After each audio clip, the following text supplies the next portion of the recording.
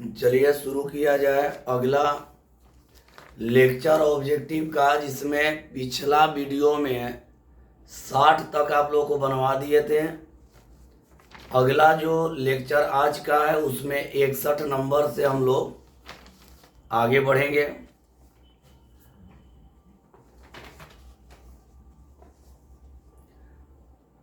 इकसठ नंबर इसमें कह रहा है आव्यूह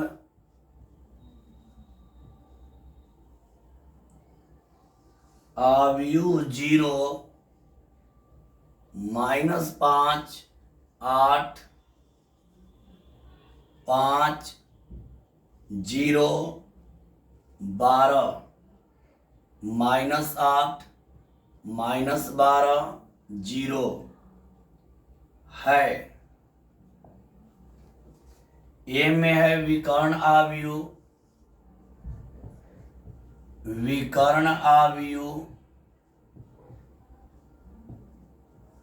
बी में है सममित आव्यूह,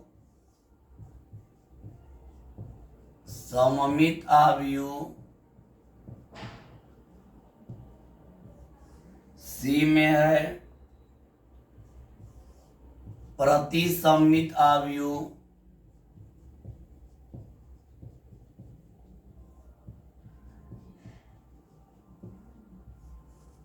और डी में है नन मतलब इनमें से कोई नहीं। मेरे प्यारे स्टूडेंट ध्यान से देखिएगा। आप लोग एक बार आप लोगों को बतलाए थे कि अगर इस मुख्य विकर्ण को ढक लिया जाए, तो यहाँ 5 प्लस, यहाँ 5 माइनस, यहाँ माइनस, यहाँ प्लस, यहाँ माइनस, यहाँ प्लस। यदि मुख्य विकर्ण को ढकने के बाद अगर एक ही जैसा पद आएगा और प्लस माइनस का अंतर रहेगा, तो उसको हम लोग कहते हैं विषम सममित आव्यूह। तो यहाँ देखिए, यहाँ प्लस है तो यहाँ माइनस, यहाँ माइनस तो यहाँ प्लस, यहाँ माइनस तो यहाँ प्लस।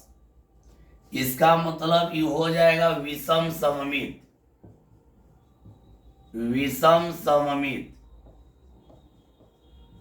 एक बात जानिए मेरे प्यारे स्टूडेंट, विषम सममित को ही हम लोग कहते हैं प्रतिसममित।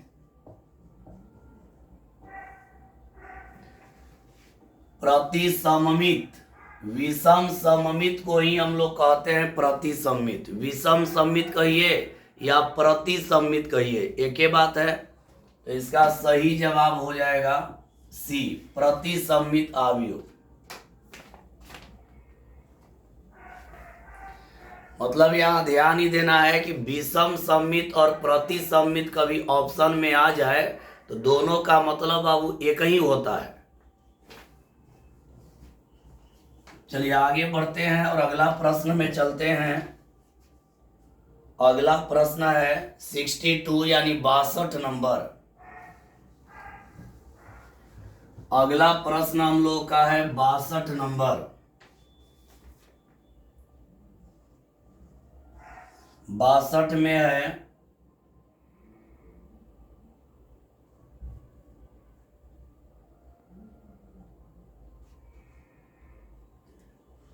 यदि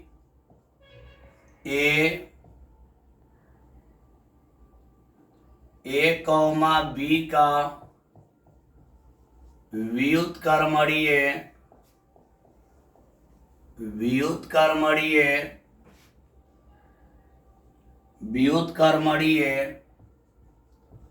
आव्यूह है, तो ए बी बराबर बी ए बराबर व्हाट। यहाँ ए ऑप्शन में है ए, बी ऑप्शन में है बी, सी ऑप्शन में है आई और डी ऑप्शन में है 0। ये तो आप लोग पढ़े हैं फॉर्मूला में। 3.4 में आप लोगों को बतलाए थे बाबू, कि 3.4 में बतलाए थे कि अगर a गुणा बी बराबर बी गुणा ए बराबर कैपिटल आई। ये होता है व्युत्क्रमणीय होने का शर्त। व्युत्क्रमणीय होने का शर्त, ये होता है व्युत्क्रमणीय होने का शर्त। ए में बी से गुणा करेंगे और बी में ए से गुणा करेंगे तो उसका मान आई के बराबर होगा, तो होता है व्युत्क्रमणीय होने का शर्त। यहां पर देख रहे हैं ए गुणा बी बराबर बी गुणा ए बराबर वाट, यहां इसका मान हो जाएगा सी यानी आई। चलिए आगे बढ़ते हैं। अगला प्रश्न यानी 63 नंबर। अगला प्रश्न को देखेंगे 63 नंबर।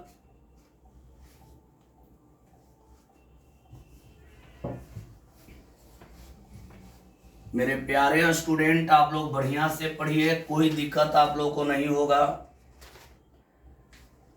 63 नंबर में है, यदि ए बराबर 1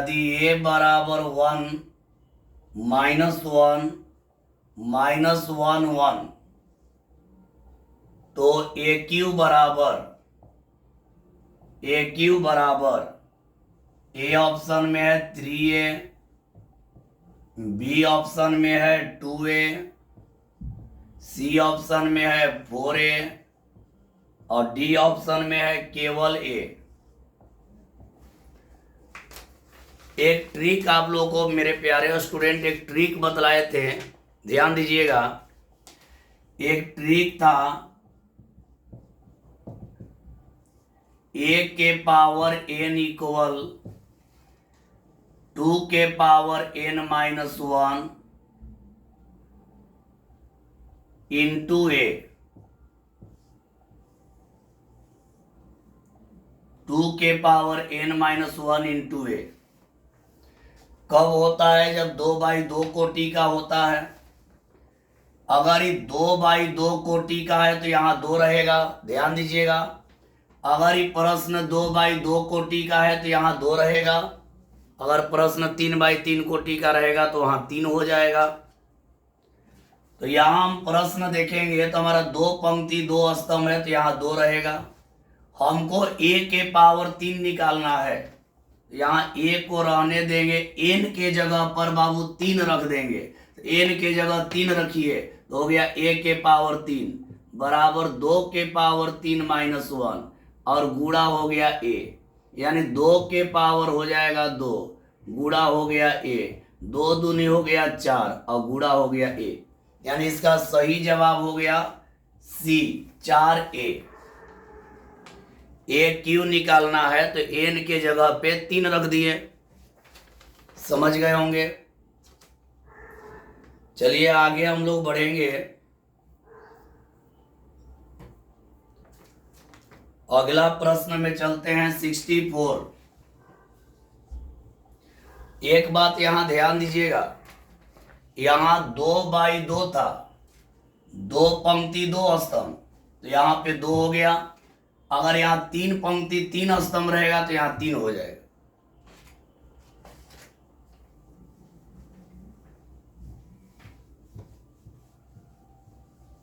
चलिए आगे बढ़ते हैं 64 नंबर।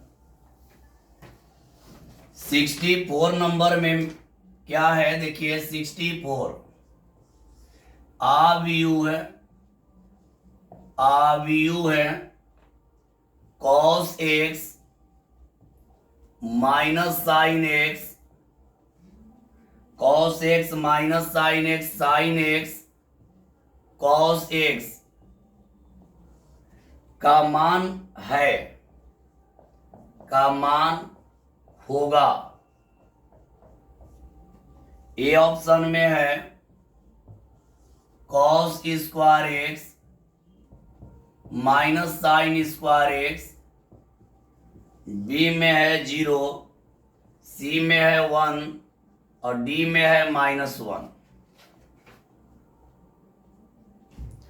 हम लोगों को मान निकालना है, तो जब भी आव्यूह का मान निकालना होगा, कभी भी अगर कह देगा कि आव्यूह का मान निकालिए तो आपको करना क्या है, इसको सारणिक में बदल देना है, सारणिक के रूप में लिख देना है, यानी cos x माइनस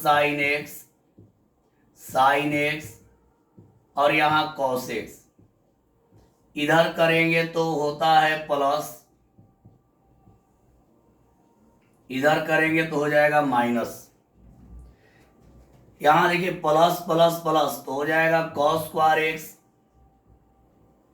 और यहां प्लस माइनस माइनस और फिर माइनस तो हो जाएगा plus sign square x. cos square x plus sign square x का मान 1, यानी सही जवाब हो गया इसका सी। कोई भी अवयव का बाबू मान निकालना होगा ना, तो पहले उसको सारणिक में बदल लीजिएगा और फिर हल कर दीजिएगा, जो आएगा आंसर हो जाएगा। चलिए आगे बढ़ते हैं 65 नंबर में।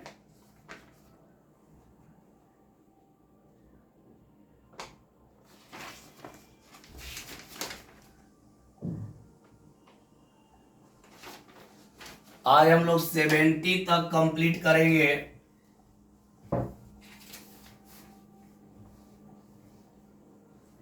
सिक्सटी 65 देखते हैं क्या है। 65 नंबर में है 1001 प्लस 0110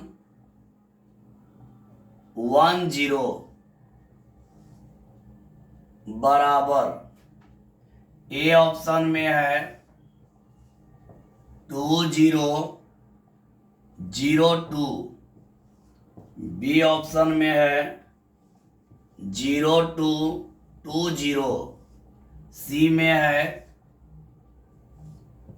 222 और 2, और डी में है 1111।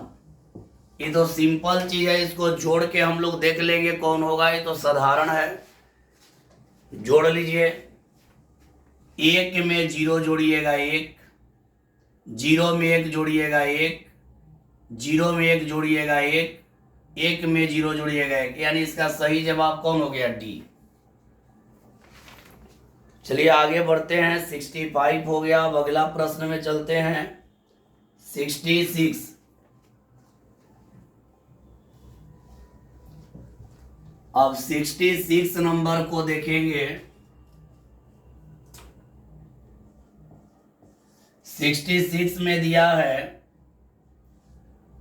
2, 5, 8, 10 और इनटू में है 5, 50 इक्वल, ए ऑप्शन में है 260, 540, बी में है 260, 540, सी में है 10, 25, 400, 500, और इसके बाद डी में है 35, 900। आप लोग आव्यूह का गुणा बाबू पढ़े हैं, तो यहीं पर गुणा कर लिया जाए। इसका ले लेंगे पंक्ति और इसका ले लेंगे स्तंभ। गुणा करेंगे तो 5 दूनी 10, अब 50, 25, 250 और 10 यानी 260 हो जाएगा। 5 दूनी 10, 50, 25 यानी 250, 10, 260, 8, 5, 40 और यहाँ 500 हो जाएगा, यानी 540। यही आपका आएगा। तो इसका करेक्ट जवाब कौन आ गया, बी। करेक्ट जवाब इसका हो गया बी। चलिए आगे बढ़ते हैं बाबू, और अगला है 67। इसको मिटा देते हैं। 67 देखेंगे हम लोग। 67 में है यदि ए बराबर 2 3 1 4 तो एडज्वाइंट ए बराबर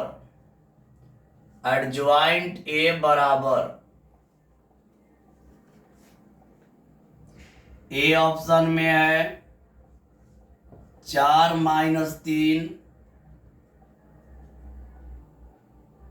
-1 2।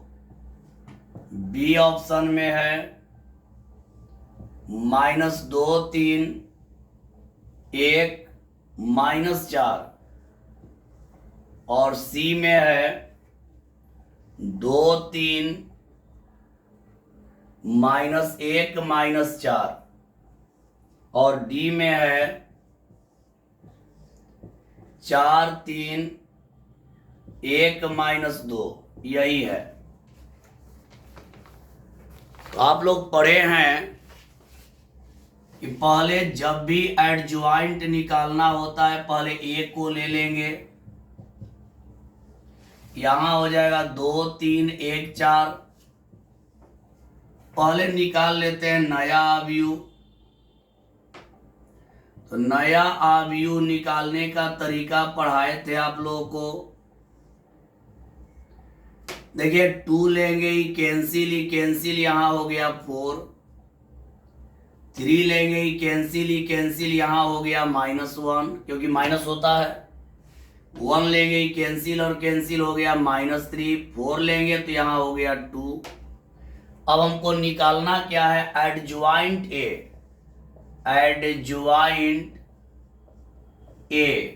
इसका क्रम बदल देंगे यानी इसका मतलब क्रम बदलने का मतलब क्या है? इसका क्रम में बदलाव करेंगे। कि पंक्ति है तो हो जाएगा स्तंभ यानी 4 - 1 हो गया। आई -3 2 हो जाएगा -3 और यहां पर 2। अब मिला लीजिए कौन सही जवाब आ रहा है। 4 - 3 -1 2 यही आपका सही जवाब। एडज्वाइंट जब भी निकालना होता है तो जो नया अवयव आएगा उसका परिवर्त कर देना है।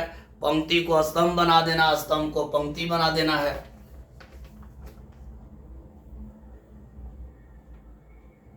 चलिए आगे बढ़ते हैं 68 नंबर में।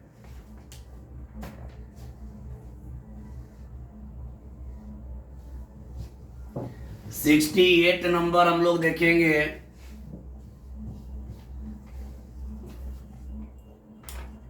सिक्सटी 68 में दिया है 7 6 0 -1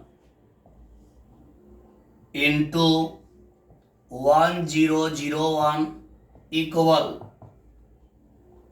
यहां ए में है 8 6 0 0। बी में है 7 0 0 -1। सी में है 7 6 0 -1। और डी में है 1 0 0 1। आप लोग यहां ध्यान से देखिएगा। यहां पे जब हल करेंगे हम लोग तो यहां पे आ जाएगा 7 6 0 -1 और इंटू यहां आई लिख सकते हैं। क्यों आई लिख सकते हैं? ई जो मान है आई के बराबर है। ई जो मान है किसके बराबर है? तो ये बराबर है आई के। तो इसके जगह पे इतना तो रह गया, इसके जगह आई लिख दिए। और आप पढ़े हैं किसी भी अवयव में आई से यानी इकाई अवयव से गुणा होगा तो उसका मान वही हो जाता है। यानी क्या हो जाएगा? 7 6 0 -1। यानी कहने का मतलब है कि ए गुणा आई करते हैं तो इसका मान ए आता है। तो आप इतना गुणा आई करिएगा तो इसका मान वही हो जाएगा।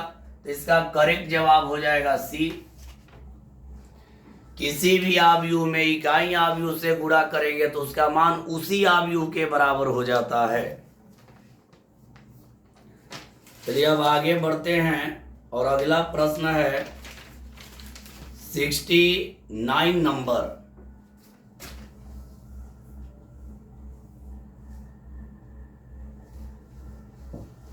सिक्सटी नाइन नंबर देखते हैं।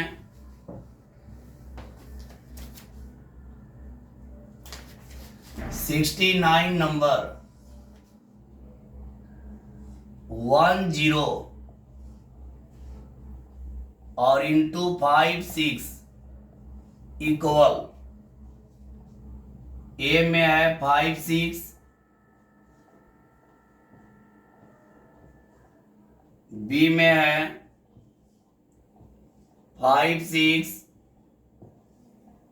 सी में है 0 0 5 6, डी में है 5 6 0 0। यहां इसका गुणा कर लेंगे तो यहां देखिए हम लोग का है, यहां पे है 1 0 और यहां पे है इंटू में 5 6। इधर से पंक्ति लेते हैं, इधर से ले लेंगे स्तंभ। अब यहां गुणा करेंगे तो 1 से 5 में 5 और 0 से 5 में 0, 1 से 6 में 6, 0 से 6 में 0, 5 6 0 0, यानी इसका सही जवाब डी हो जाएगा। इसका करेक्ट जवाब आपका हो गया डी।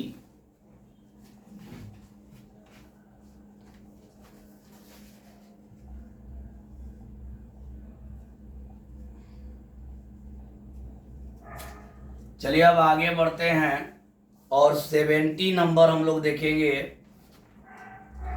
आज का अंतिम होगा 70 नंबर। आप लोगों को बाबू हम बोले हैं कि प्रत्येक चैप्टर पर 100 ऑब्जेक्टिव बतलाएंगे, मेरा जिम्मेवारी है, आप लोगों का नहीं, मेरा जिम्मेवारी है बतलाना।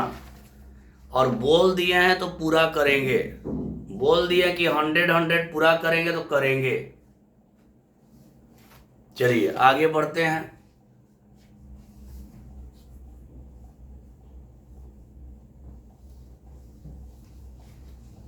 अगला प्रश्न लेते हैं 70 नंबर।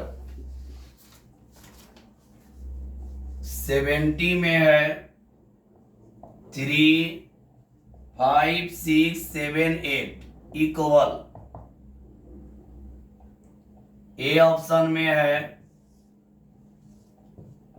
15 18 7 8, 5 6 21 24, सी में है 15 18 21 24 और डी में है नन। अब आप लोगों को यहां करना क्या है बाबू, तो ये तो सिंपल बात है। आव्यूह में जो बाहर होता है उससे अंदर गुणा करते हैं। यहां 3 से गुणा कर लीजिए, 3 5 15, 3 6 18, 3 7 21, 3 8 24, यानी करेक्ट जवाब कौन हो जाएगा, सी। देखिए कैसे, 3 5 15, 3 6 18, 3 7 21, 3 8 24। तो मेरे प्यारे स्टूडेंट, उम्मीद है कि आप लोगों को पूरा प्रश्न समझ में आया होगा। आप लोगों को बोला गया है कि प्रत्येक चैप्टर पर 100 ऑब्जेक्टिव देंगे और जो एग्जाम देने जाइएगा तो जो ऑब्जेक्टिव आप लोग का आएगा, जितना हम पढ़ाए रहेंगे उससे बाहर नहीं आएगा। प्लस में आप लोग 12 में तो अइबे करेगा, 12 के एग्जाम में आएगा, साथ में आप लोग कॉम्पिटिटिव में भी बहुत सहयोग करेगा। तो आप लोग प्रत्येक वीडियो को देखते रहिए। और हम बोले हैं कि एक एक चैप्टर पर 100 ऑब्जेक्टिव होगा तो होगा। आप लोगों को बोले थे कि डिटर्मिनेंट पूरा होते होते 100 मैट्रिक्स का ऑब्जेक्टिव हो जाएगा, तो क्लियर है कि हो जाएगा। आप लोग मेरे ऊपर विश्वास कीजिए और बढ़िया से पढ़िए, दिक्कत नहीं होगा। चलिए सभी को बाय। अगला वीडियो में 71 नंबर से बनेगा। 30 गो और बच गया है और 30 बचा है ऑब्जेक्टिव, और इसमें 30 बच गया है। 3 वीडियो और बनाएंगे, मैट्रिक्स का खत्म हो जाएगा और फिर 3 वीडियो बनाने के बाद डिटर्मिनेंट का बनाएंगे। चलिए सभी को बाय बाबू, मन से पढ़िए, बढ़िया से पढ़िए, दिक्कत नहीं होगा, याद रखिएगा।